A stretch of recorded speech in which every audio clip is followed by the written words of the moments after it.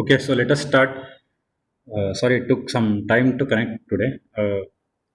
So we were discussing Naresh chapter. So actually, we are at the end of this chapter. That means in two-dimensional array, we have left with last topic, that is the tracing of the uh, two-dimensional array program, that is matrix program. So just a minute. So I think yesterday we have discussed till here. Program to read and print the values of two-dimensional array. Okay. I think you people have taken the screenshot of this also. So once again, we can discuss this with tracing. So we have two things in tracing. So I will explain what are those two things. So in this program, so what they are doing is like in the output, if you look at the output, first we have to tell the user to enter the order of the matrix. So matrix means elements arranged in rows and columns format. Okay. We have to tell the user to enter the order of the matrix. So here first value 2 indicates number of rows, second value 3 indicates number of columns. Okay. So in this program, so I think yesterday I said you in the editor part, so we can understand the variables here. So R indicates number of rows. Okay. So in the comment, if you write it, you can understand it. So these lines anyways will not execute. Let us not worry. Will not get any error also. So C indicates number of columns because we should know all the variables significance. Okay. Then we have left with I variable. I remains, sorry, I indicates, it is small letter I. Okay. Row index, that is subscript value. Okay. Then J indicates column index. Okay. Okay. So then uh, A indicates array name, two-dimensional array name it is. Okay. And in this, so we can consider 10 and 10. Okay, whatever it is. So this 10 indicates number of rows and columns. So I have taken same number of rows and columns, that is maximum. Okay. I can say here max size 10 rows and 10 columns. Okay. So number of rows, number of columns, row index, column index, array name, and 10 indicates maximum size, that is how much we can give number of rows and number of columns. So in 10 rows and 10 columns, that is from computer memory, you can give 2 rows 3 columns for this particular example what we have taken.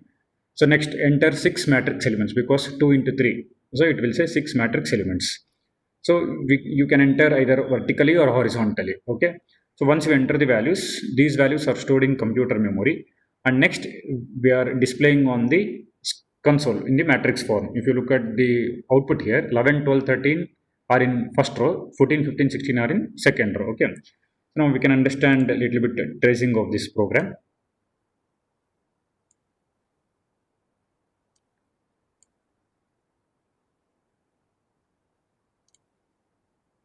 Okay. So look at this program. So you look at the memory representation and also the code. In the declaration part, I have taken array A with size 10 and 10, 10 rows, 10 columns. So in the memory representation, what happens? From 00 to 99 locations, 99 it is stored, because 10 minus 1 in array we have to take minus 1. Okay. Array location starts from 0, ends at n minus 1. So here 10 rows means you should consider the last row index as 9. 10 columns means again last column index as 9.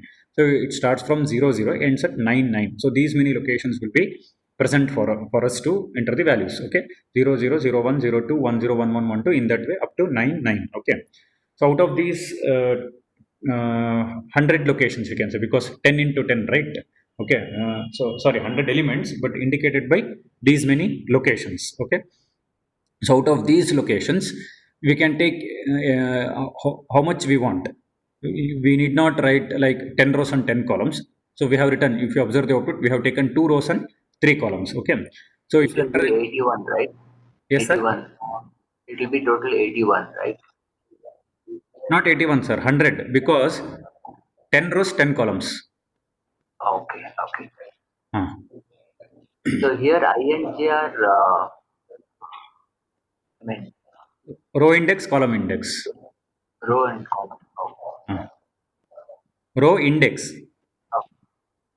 Okay. Okay. Uh, so once we enter the, yes, sir. Okay. Yeah, I said thank you. Okay.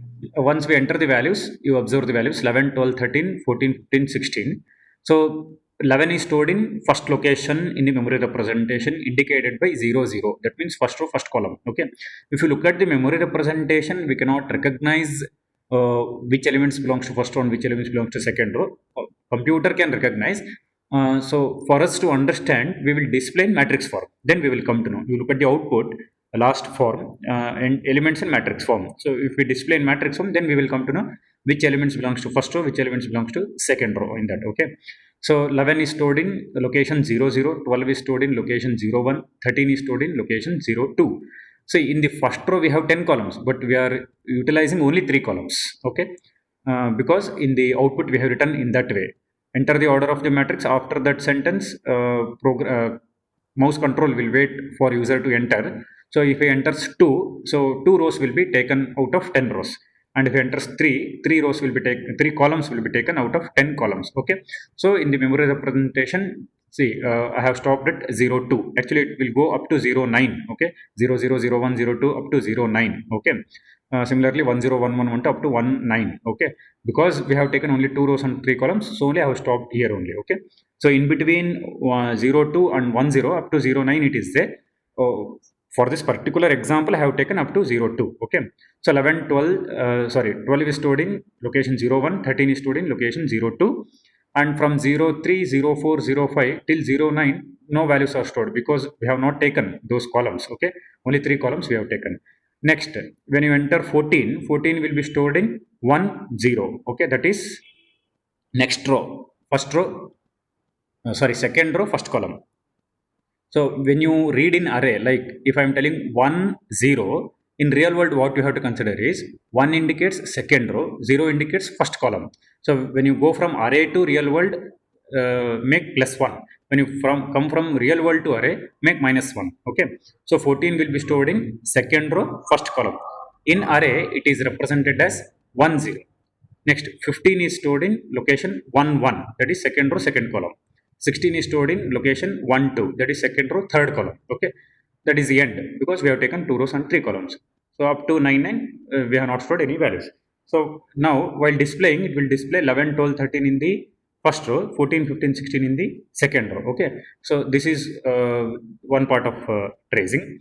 Another part is like we have input and output tracing. That means how a scanf and printf statements will work in this program we will see. I think you people have understood nested for loop. So when we have discussed, similar to that only it is there. So just what we can consider is like application of nested for loop. Okay, displaying in the matrix form. First we can look at the input tracing. Okay, we look at the code. For I is equals to 0, I less than R. R indicates row. I indicates row index. R indicates number of rows. Okay. So again I will tell you I indicates row index. R indicates number of columns. I equal to 0, I less than or I plus plus. For j equal to 0, j less than c. C indicates number of columns. And j indicates column index. Okay, column index and number of columns. J plus plus. Scanf %d ampersand a of ij. I have taken row index, column index. So in which location it has to store. So if suppose I is equal to 0 and j equal to 0, it will store in a of 0, 0 in that way. Okay. So I indicates row index, j indicates column index. Okay. Now we can look at the tracing here. Okay. So in the for loop, in the first column, for I loop, I is equals to 0, I less than 2. So 0 less than 2 condition is true. So once the first loop is true, then we have to go to the second loop. So that is in the second column. J equal to j less than 3 because number of columns are 3. 0 less than 3, that condition is true. So you look at the code, immediately after j loop we have scanf statement. Okay. So this scanf statement will be executed number of times depending on the condition of the j loop. Okay. So in the operations part, scanf a of ij, that means a of 0, 0. So when we tell scan or read or input, that means we have to store the value in computer memory. So a of 0, 0 in location 0, 0, the value is stored when user enters the value. Okay. Next, after that j plus plus, j less than 3, 1 less than 3 condition is to scanf a of ij. So I remains same 0 only, j will change to 1. So a of 0 1. So in location 0 1 the value will be stored. So j plus plus j less than 3 2 less than 3 condition is to scanf a of ij. So I remains again same 0. J changes to 2. So a of 0 2 in location a of 0 2 the value is stored. J plus plus j less than 3 4 less than 3 false. The condition is false. So again we have to go to the I loop because next row we have to consider. So I indicates row index, right? So next row it will consider I plus plus I less than 2 1 less than 2 condition is true. Again 3 times j loop is executed starting from j equal to 0 till j equals to 2. J equal to 0, j equal to 1, j equal to 2. In this case scanf is a of ij means a of 1 0, a of 1 1, a of 1 2. Okay. So now we have stored the values in the computer memory. So one more thing you have to remember is if you observe the difference between input code and output code. Okay, for I equal to 0, I less than or I plus plus, j equal to 0, j less than c, j plus plus scanf statement is there. Similarly, for output code also, I equal to 0, I less than or I plus plus, j equal to 0, j less than c, j plus plus printf is there. One extra thing in the output is printf backslash n is there. That statement we will not include in input statement because we are storing in computer memory. So when we are storing in computer memory we need not tell the value should be stored in next line and all. Okay, computer will store in sequence and it will keep track of the locations. We need not worry. So in input code we need not write printf backslash n, only in the output we have to write. So in the tracing if you observe I have not written. When comes to the output tracing, see for every end of j loop printf backslash n is executed. So that you have to observe. Okay. So coming to the output tracing, it's very much similar. Instead of scanf we have to take printf. One more extra thing is after printing first row you have to go to the next row. In that case you have to consider printf backslash n. So printf backslash n will move the mouse control to the next line in the console. So when this statement is executed, that you have to notice when j loop becomes false. Okay, when the condition of the j loop becomes false, one time this printf backslash n is executed. So that is the end of the first row. Next, again after the end of the second row also, printf backslash n is executed. That is the end of the second row. But in the third row, we are not printing any values. If it executes also, next in the next row, no elements are there. That's fine. It's not a problem.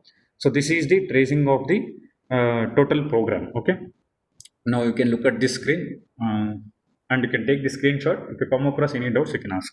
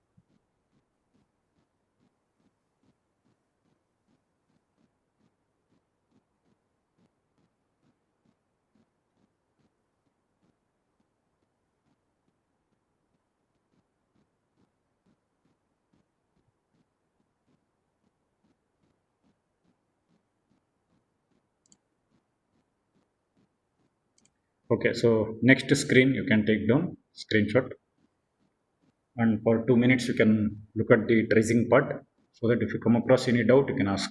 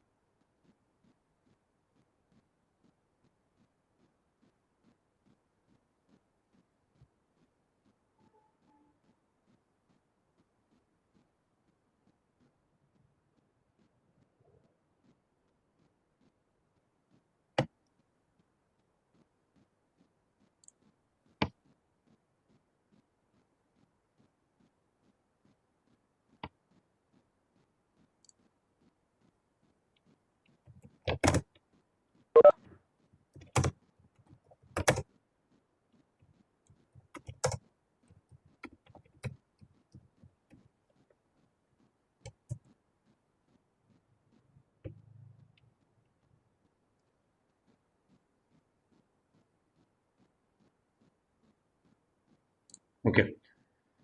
So I think this is the end of the arrays chapter. So what we have discussed, like one dimensional and two dimensional. Only thing is in multi-dimensional array, the thing is program is not there. That means uh, for yours for this syllabus what I'm teaching, because I have not come across multi-dimensional array program. Uh, we will see later if I come across, like in the internet, if I search and if I get it. So definitely I will teach you at least one program with respect to multi-dimensional array. Okay. So for multi-dimensional array, I will write the definition in the Word document. I have not written in the Notepad. I will write it. Just you can understand. Syntax is there with one example. That means just normal declaration example. So if I get the program, so whatever it is in the middle of the syllabus, so I will explain that one, at least one program. Okay. So multi-dimensional array, the definition is same till what we say, collection of elements with same name and same type. Okay. After that, so collection of, so here I will write it, collection of elements with same name and type, but with more than two subscript values. So more than two subscript means it can be 3, 4, or anything. So this is the definition. Okay, multi-dimensional array. And declaration, we can, you can guess it, like data type, array name.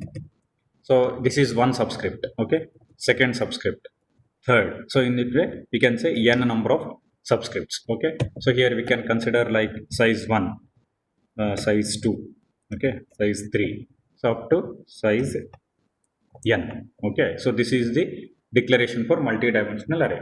So in this case, you need not, we need not take compulsory like some 5 6 subscript values. So just if I take 3, it's enough. That means more than 2. Okay, that becomes the multi-dimensional. So for this example, how we can take int a of 5 or 4, like 3. Actually, for one dimensional and two dimensional, I got the meaning like only row or only column, and in case of two dimensional, both rows and columns. But here I didn't get the meaning. I will search in the internet or in the book and I will tell you. Okay. So for this chapter, so it was remaining. So I have given the definition. People can write it or take the screenshot.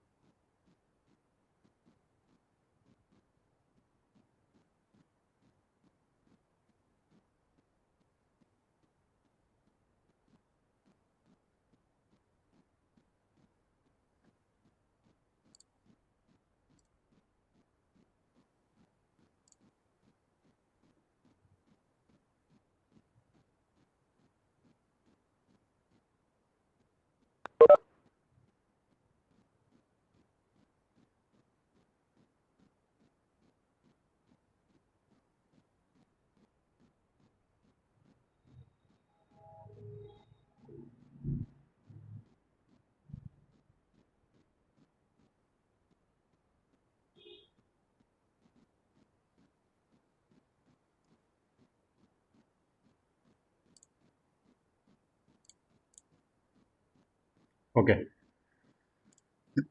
Shall we move further?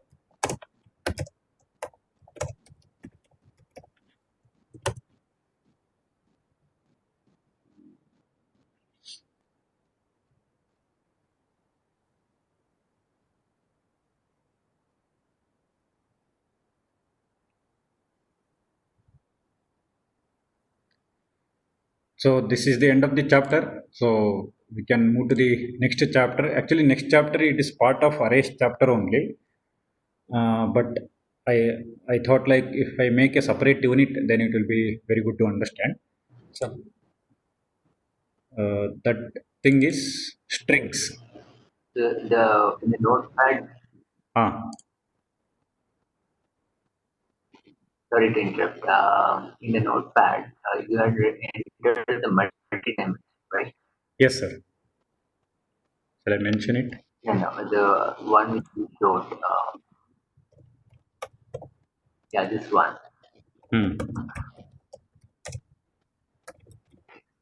Is there any example for this? That's what, sir. I will search it and tell because even in academics or when I taught to the students, I didn't get any program on this. Just in all the textbooks, I got only definition and the syntax and example means only this much. If I get, I will definitely I will tell you. Oh, okay.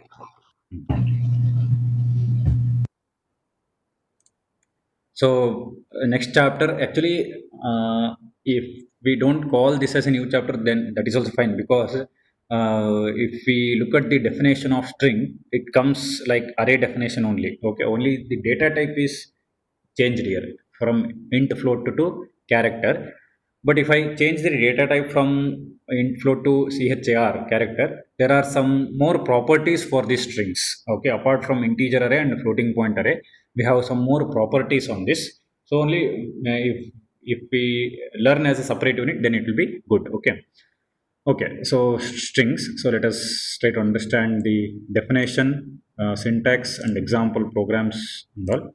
Okay.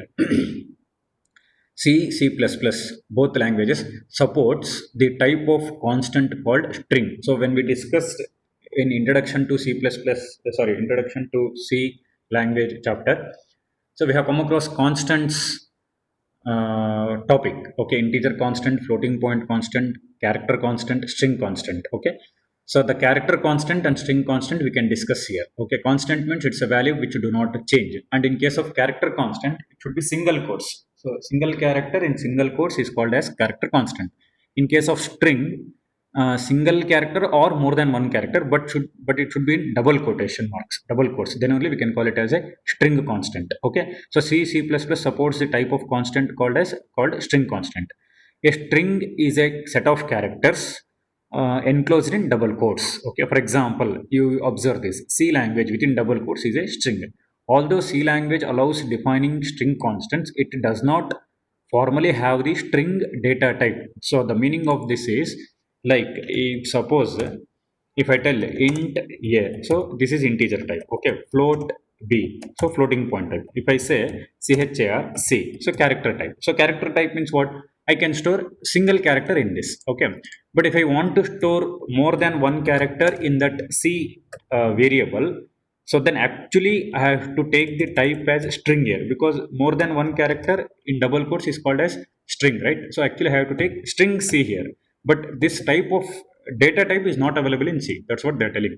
So it is not available. So how we can achieve that means by using CHR data type itself, we have to achieve that concept, that is storing more than one value. So if I want to store more than one value, then we have to go for the array concept.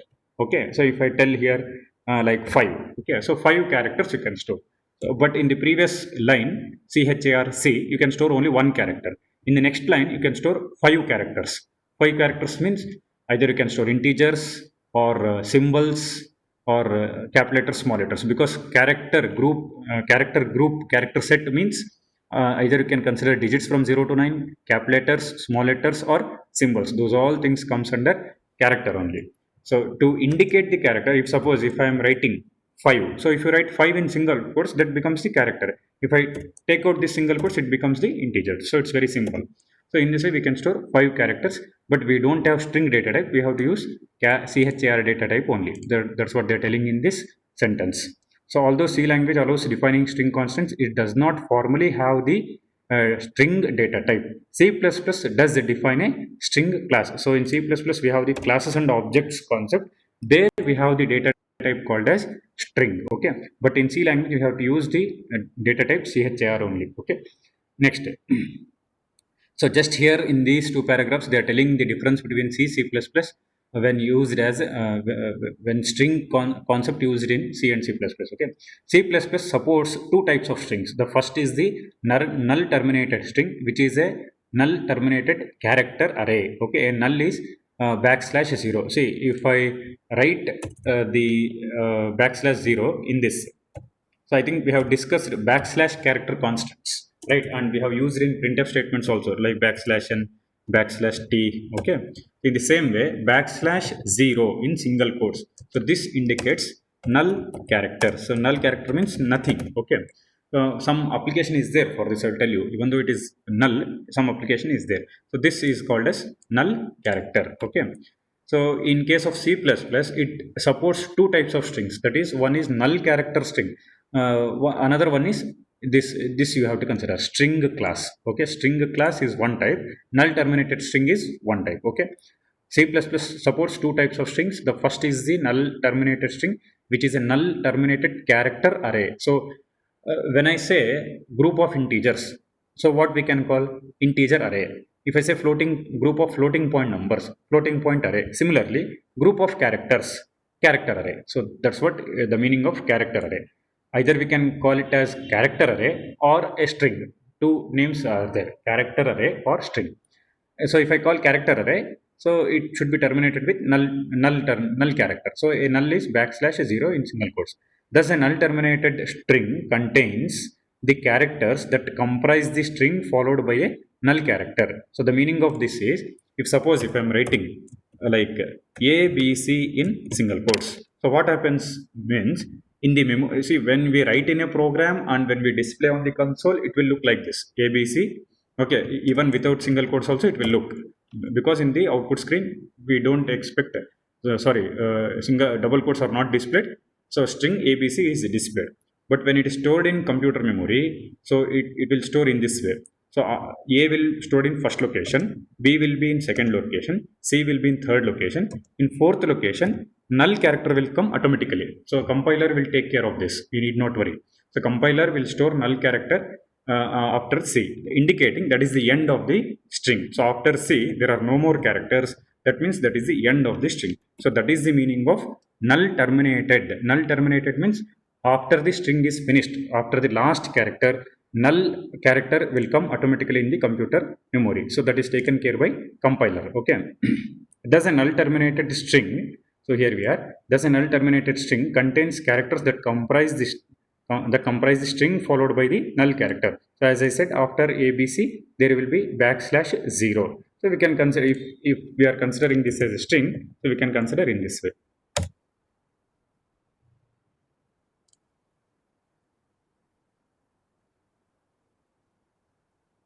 Okay. Okay, let us try to make it clear. So here, first let us try to understand this concept.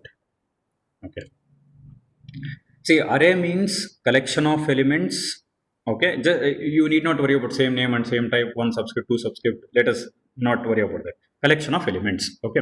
So if I am telling collection of elements in programming language, we can consider it as like collection of integers or collection of floating point numbers or collection of characters. I hope you people are getting collection of only integers or collection of only floating point numbers or collection of only characters.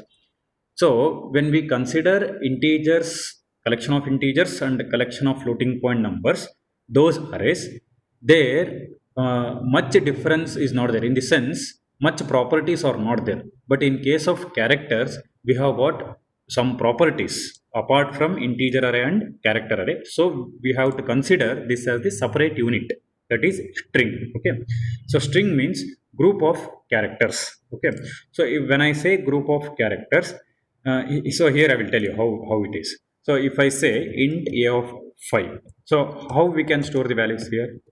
Say 11, so 12, 13, 14, 15, right? So in this way we can store. Okay. Now come to the character array, C of 5. So here also I can store 5 values.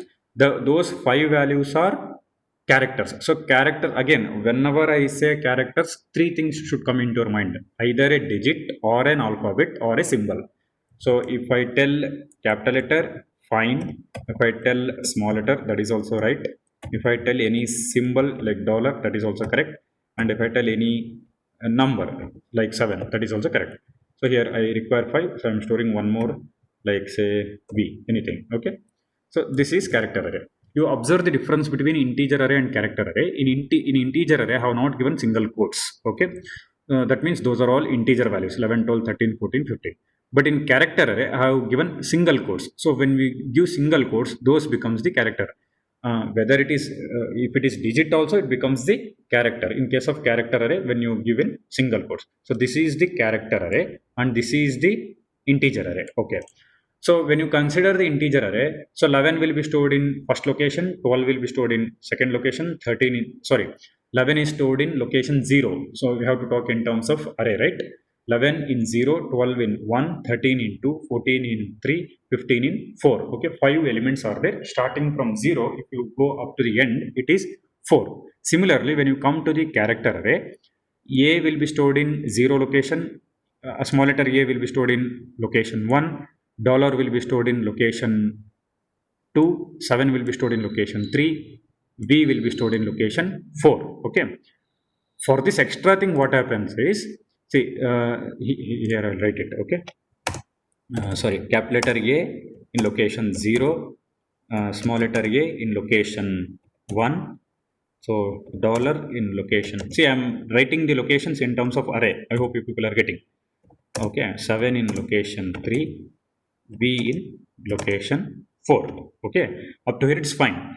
Next, what happens in location 5? Okay, so this character will be stored, that is, this is called null character, that is stored in location 5. In array, we are not representing, so here I am not telling like single quotes backslash 0. So whatever the characters we need, we will write it and we will end it. In computer memory, automatically this character will be stored, indicating that is the end of the string. So when you consider this particular statement, we are storing individual characters, but grouping together. If I group this like a, next is small letter a, next is dollar, next is 7, next is v. So this is the string. Just a minute. Okay, so while writing in the declaration statement, we have written like this, right? That is all the letters in single quotes. Okay, so if we are writing in this way, this complete thing, what we can consider, it is a collection of characters. So when you say collection of characters, it becomes a string. Collection of characters becomes a string. So when you represent on the console, so we can say this one. That means group it. Well, while grouping, don't put single quotes. While writing as an individual character in the declaration part, write in single quotes. So when you group it, it becomes string. So character array is nothing but a string here. So I have written in this way: a dollar 7 v. And here you need not write again backslash 0. That is null character. In the memory, it is stored automatically. We need not worry. So once backslash 0 is stored in computer memory, that indicates the end of the string. Okay. Uh, I hope you have understood. Sir, any doubts? No, sir.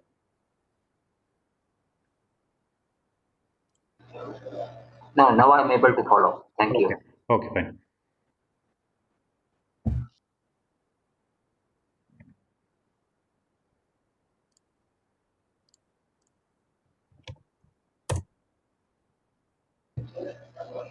Just one thing. Yes, sir. You were mentioning about you know that when we give like int a 5, we can even input up to six Values, yes. integers. So Uh, is that because of this particular thing that the null character is stored, so we can give one more character?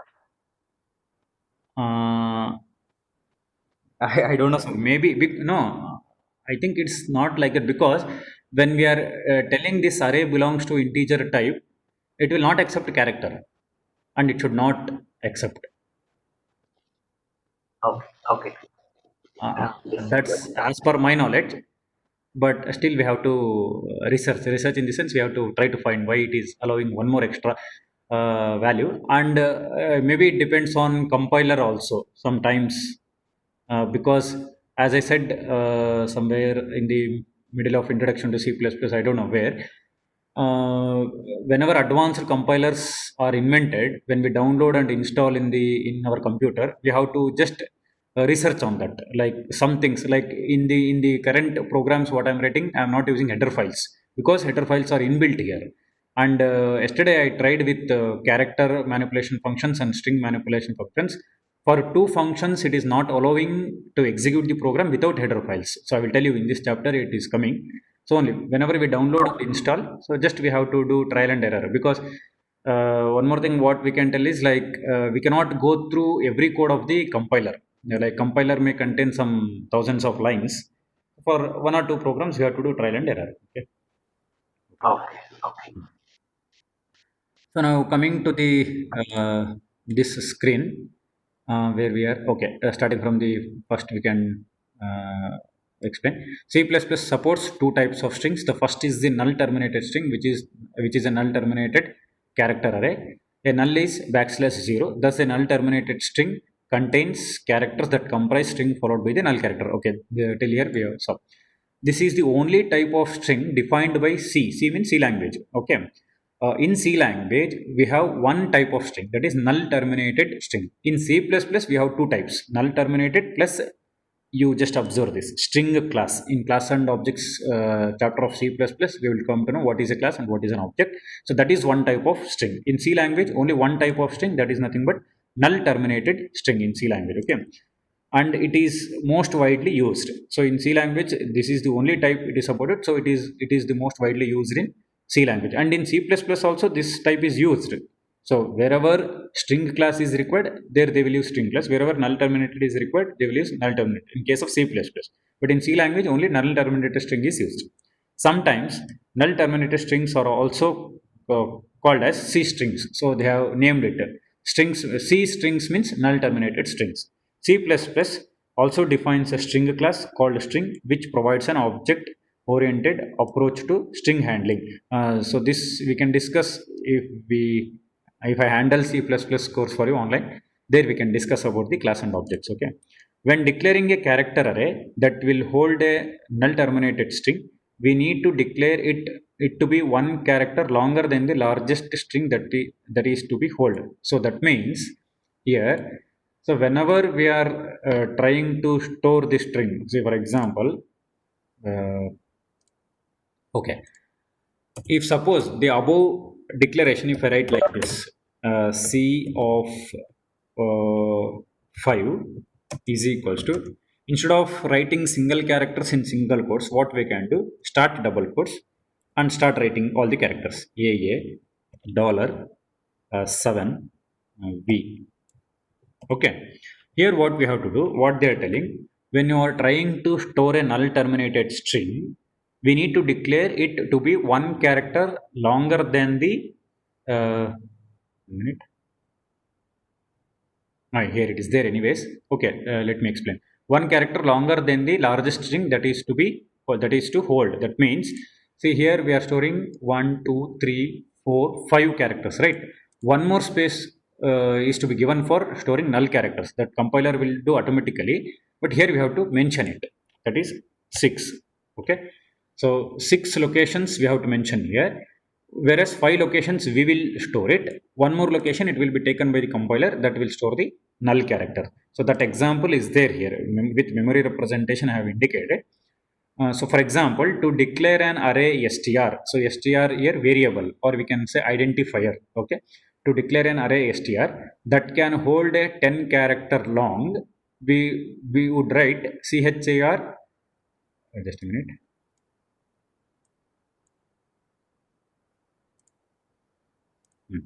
So char str of 11. We should store 10 characters. One location is left for storing null character. Okay.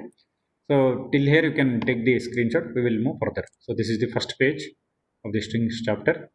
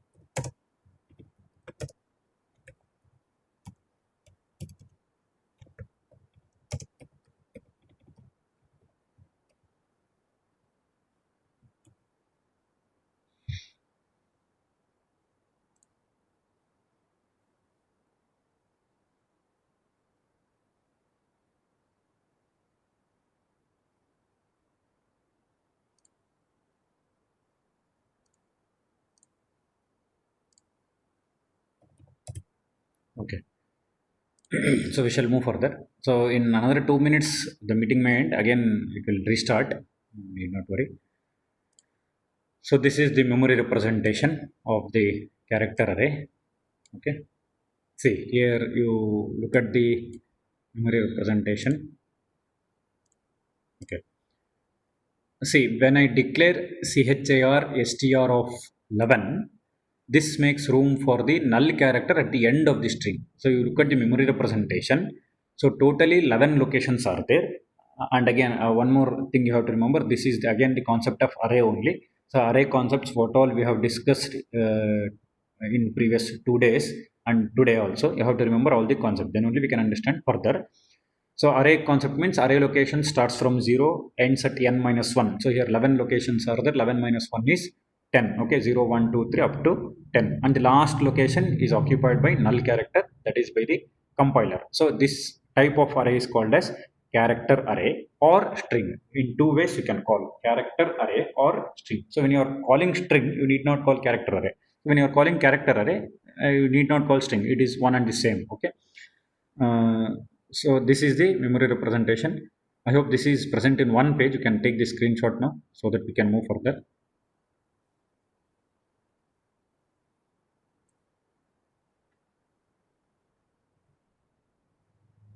Uh, I think see if this line is also there in your screen, then you can understand.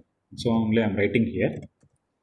So that is code. So actual code and the memory representation.